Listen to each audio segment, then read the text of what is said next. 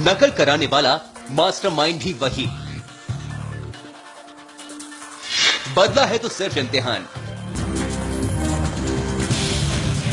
Plastic के डिब्बे के अंदर ये मोबाइल फोन, ये ब्लूटूथ वाली शर्ट, हाथ में बंधने वाली मोबाइल घड़ी, सिम, बैटरियां और बटन कैमरे। एम्स में हुई हाईटेक नकल के बाद इस बार भी ऐसे हाईटेक गैजेट्स का इस्तेमाल तो हुआ, लेकिन इस बार टेक्निक का नकल की ब्रॉडकास्टिंग और ट्रांसमिशन में ज्यादा हाईटेक तरीके से इस्तेमाल होने वाला था।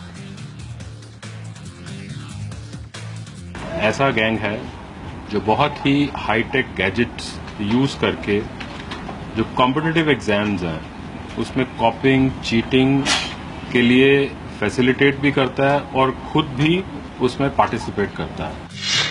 आरोपियों ने इस बार ऐसी रिस्ट वॉच का इस्तेमाल किया जो असल में मोबाइल का काम कर रही थी। इसमें एसएमएस के जरिए प्रश्न पत्र के जवाब ट्रांसमिट किए जाने थे।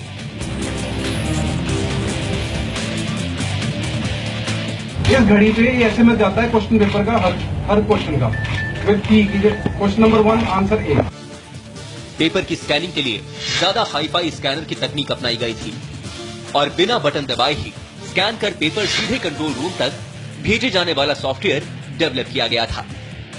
उन रियल कैंडिडेट्स के को वो एक शर्ट प्रोवाइड करते थे, जिन शर्ट्स में ब्लूटूथ डिवाइस होती थी जो कि कॉलर में स्टिच की हुई होती थी, हिडन होती थी।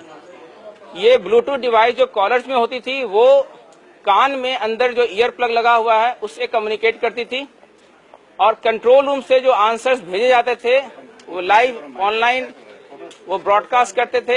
वो इनके कान के अंदर जो पड़ा हुआ ईयर प्लग होता था उसकी मदद से कैंडिडेट को बिल्कुल साफ साफ सुनाई पड़ता था।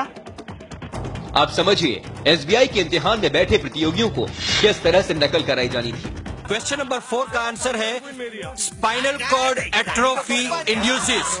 घड़ी के कांटे भागे। पुलिस के मुताबिक मास्टरमाइंड रवि अत्रे ने नकल का एक कंट्रोल रूम बनाया था।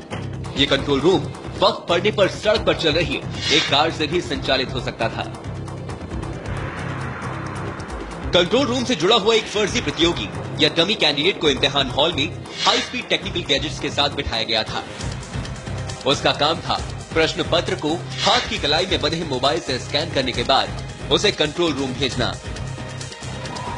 गैंग में डमी कैंडिडेट होता था जो कि क्वेश्चन पेपर को स्कैन करके एग्जाम सेंटर पे उसको ऑनलाइन एक सॉफ्टवेयर के थ्रू जो कि उसकी मोबाइल में होता था, जो सीक्रेट स्कैनर होता था उसमें होता था, उसके थ्रू वो कंट्रोल रूम को भेजता था। डमी कैंडिडेट हर सेट के क्वेश्चन पेपर के लिए अलग अलग बिठाए जाते थे और उनके फोर आर्म में एक मोबाइल की तरह की डिवाइस होती थी जिसमें कि एक कैमरा लगा होता था और शर्ट के ऊपर से वो शर्ट की बटन की तरह दिखता था। कंट्रोल रूम का काम था पेपर को हल करना, फिर उसे इम्तिहान में बैठे अपने उन प्रतियोगियों को भेजना जिन्होंने नकल करवाने के बदले लाखों रुपए दिए हैं। पेपर पे हाथ फेर करके उसे स्कैन करता था